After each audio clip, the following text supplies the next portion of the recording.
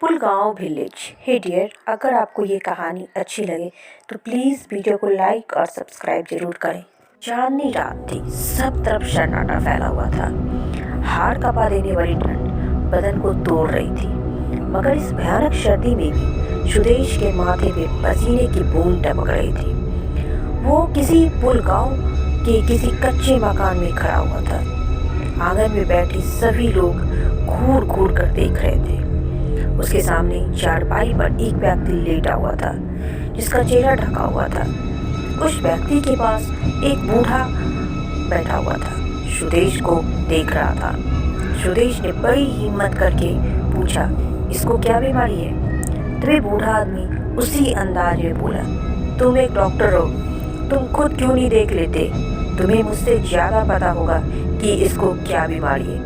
सुदेश ने जैसे उस व्यक्ति मुंह से कपड़ा हटाया, उसके हलक से दिल दहला देने वाली चीख निकल गई, क्योंकि उसके सामने जो भी था यकीन करने के काबिल नहीं था। एक दिन पहले विवाह रोज की तरह किचन में खाना बना रही थी कि तभी अचानक उसके पति सुदेश ने आकर कहा, विवाह अपना सामान पैक कर लो, हम आज ही निकल रहे हैं। तभी विवाह कहती है, निकल रहे? मतलब? लेकिन कहाँ? सुदेश कहता, अरे मैंने तुमको बताया तो था कि मेरा ट्रांसफर इसी पुलगांव गांव में हुआ है, हम दोनों को आज शाम को जाना है। तभी विवाह कहती है, हाँ वो सब तो ठीक है, लेकिन एक छोटे से गांव में ट्रांसफर लेने की क्या जरूरत थी तुम्हें? मैं वहाँ अकेले क्या करूँगी?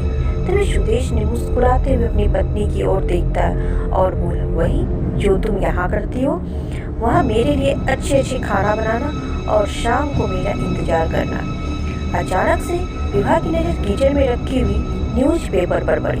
उसमें लिखा था, पुलगांव गांव में रहस्यमय तरीके से डॉक्टरों को लापता होने की वारदातें कम नहीं हो रही। लोगों का मानना है कि पुलगांव गांव श्रापित है।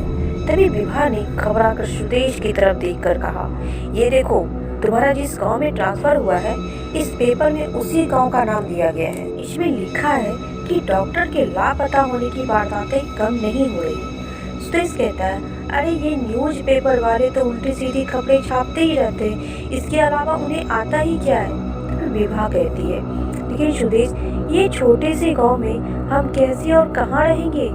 सुदेश कहता है, विवाह, वहाँ हमें गेस्ट हाउस बना हुआ है, हम उसी में रहने वाले हैं। अब तुम जल्दी से तैयार हो जाओ। शाम तक उनकी कार पुलगांव गांव के गेस्ट हाउस के सामने खड़ी हो गई।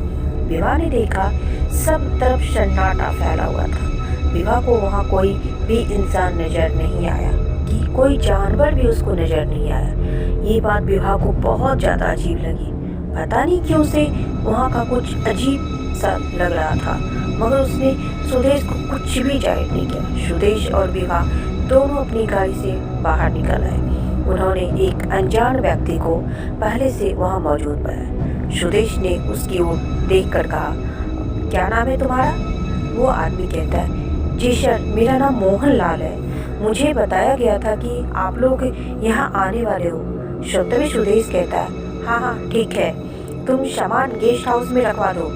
मोहन लाल ने उन दोनों को एक कमरे दे दिए और सामान उनके कमरे में रखवा दिया। मोहन लाल कहता है, क्या आप लोग कुछ खाने में लेंगे? सुदेश कहता है, नहीं।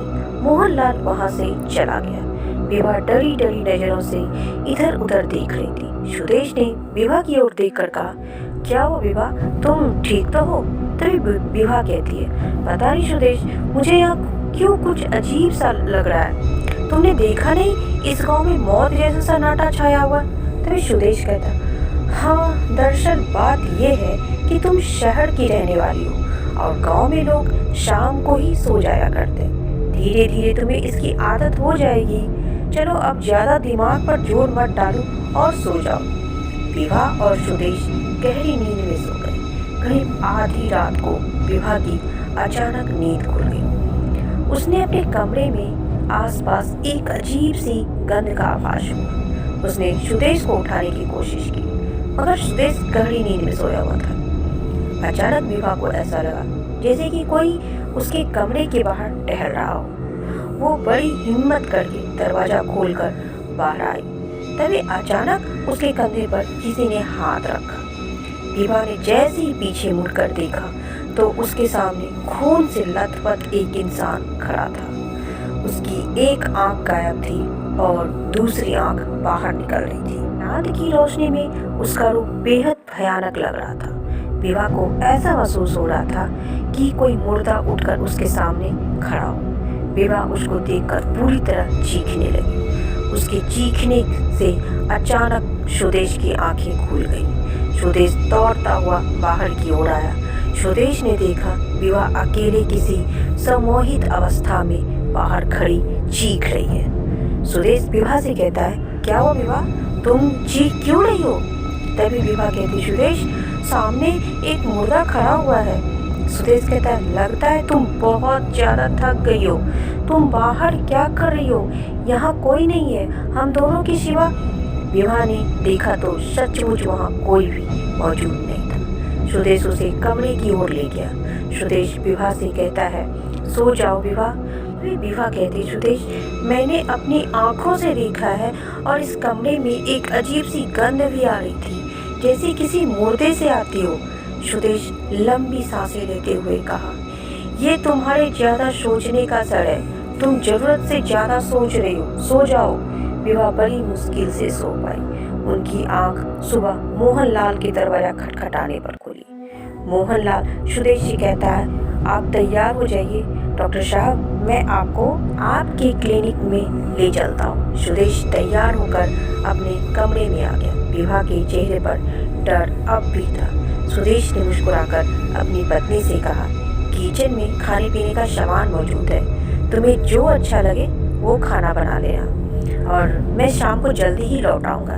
इतना कहकर सुदेश मोहनलाल के साथ क्लिनिक में चला गया। सुदेश ने देखा क्लिनिक के नाम पर वहाँ केवल टूटा फूटा खंडर था, जहाँ एक बहुत ही पुरानी मेज कुर्सी बिछी हुई थी। ये देखकर सुदेश को बड़ा ही अजीब लगा। उसने मोहनलाल से कहा, ऐसा लगता है जैसे यहाँ कोई मेज कुर्सी कई वर्षों से बदली नहीं गई हो।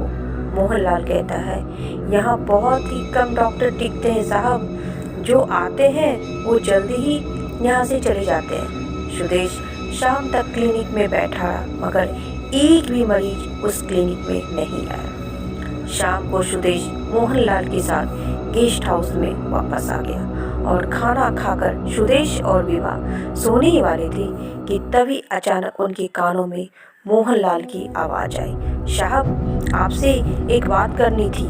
सुदेश कहता, कहो क्या बात करनी है? तभी मोहनलाल कहता है, साहब रात के वक्त अगर कोई भी दरवाज़ा खटखटाए तो दरवाज़ा मत खोले, मैं ही क्यों ना हूँ। मोहनलाल की बात सुनकर विभा और सुदेश एक दूसरे की चेहरे की ओर देखने लगे। सुदेश मोहनलाल से कुछ और पूछ पाता, मगर मोहनलाल इससे पहले ही बड़ी फुर्ती से वहाँ से चला गया। तभी विभा सुदेश से बोली, ये क्या बोल कर गया? क्या कहना चाह रहा था?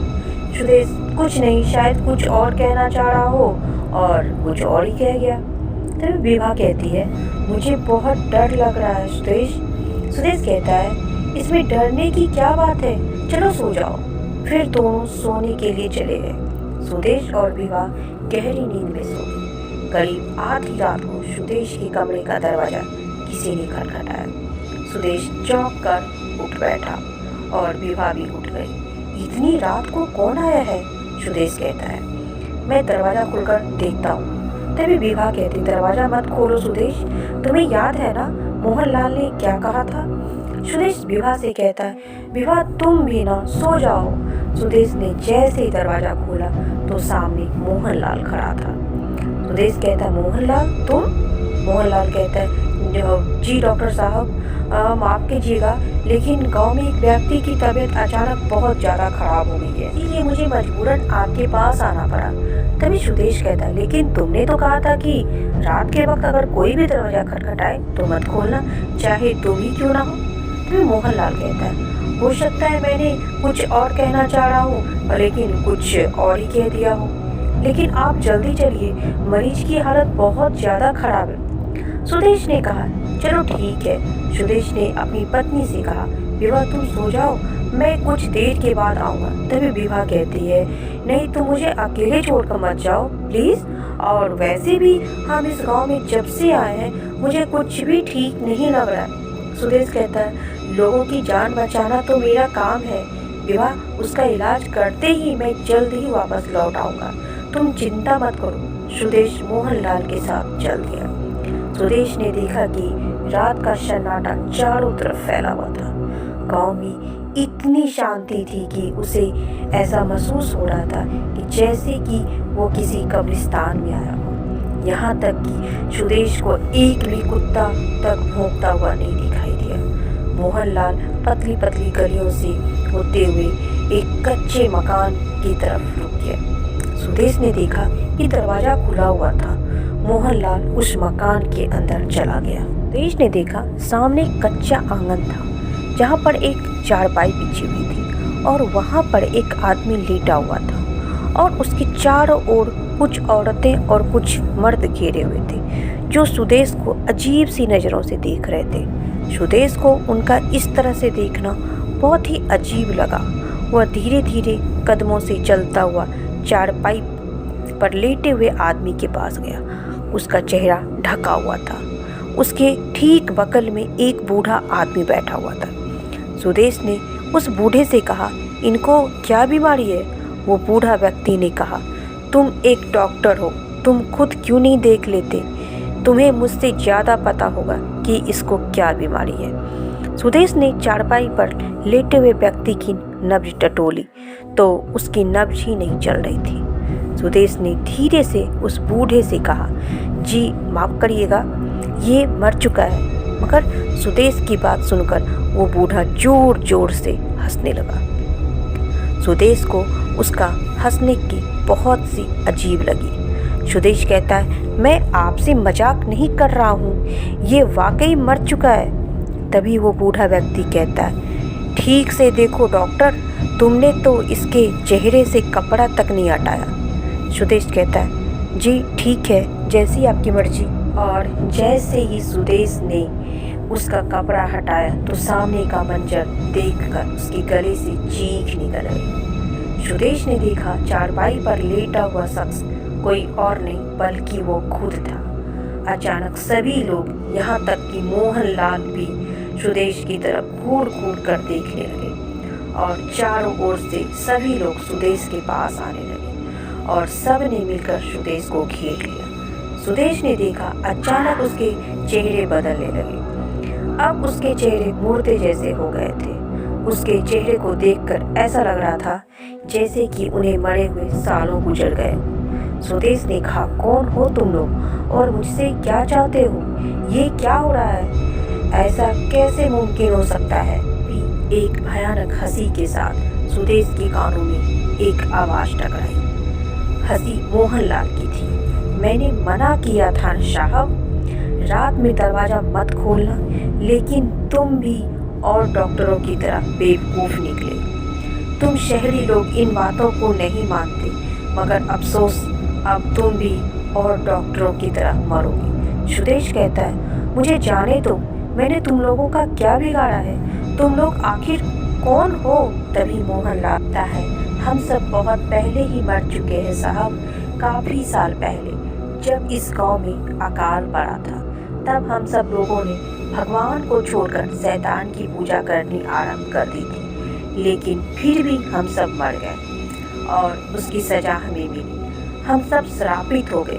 दिन में तो हम सब आम आदमियों की तरह होते हैं, मगर रात में ये पूरा गांव मृतहा गांव बन जाता है। हमें जिंदा रहने के लिए इंसानी खून की जरूरत होती है और इंसानी मांस हमारा खाना है। तुम्हारे सामने जो व्यक्ति लेटा हुआ है वह तुम्हारा भविष्य है। इतना कहकर मोहनलाल का चेहरा पूरी तरह से भयानक हो गया और वहाँ जितने भी लोग मौजूद थे सभी का चेहरा भयानक हो गए। सब सुदेश पर टूट पड़े। एक दिल दहला देने वाली चीख सन्नाटे की चीर गई। उसी समय वहाँ विभा भी आ पहुंची, जो कि दूर से खड़ी यह सब देख रही थी। विभा सुदेश को बिना बताए ही उसके पीछे आ गई थी, मगर उसे ये नहीं पता था कि वो भी मौत के नज़दीक चली आई है। सुदेश की हालत देखकर विभा के मुंह से जोरदार चीख निकल आई और वो कहती है, छोड़ दो मेरे पति को तुम लोग, कौन हो? इसके बाद विभा को कुछ भी कहने का मौका नहीं मिला। थोड़ी ही देर बाद विभा और सुदेश कंकाल में तब्दील हो चुके थे। वे शव मुर्दा जो थे वे शव सुदेश और विभा को जिंदा ही कच्चा चबाकर खा गए। कुछ देर बाद फिर वहाँ मौत जैसा सन्नाटा हो गया। चारों तरफ शांति फैल गई और भूतिया गांव फिर से एक बार अपने अगले शिकार का इंतजार करने लगा।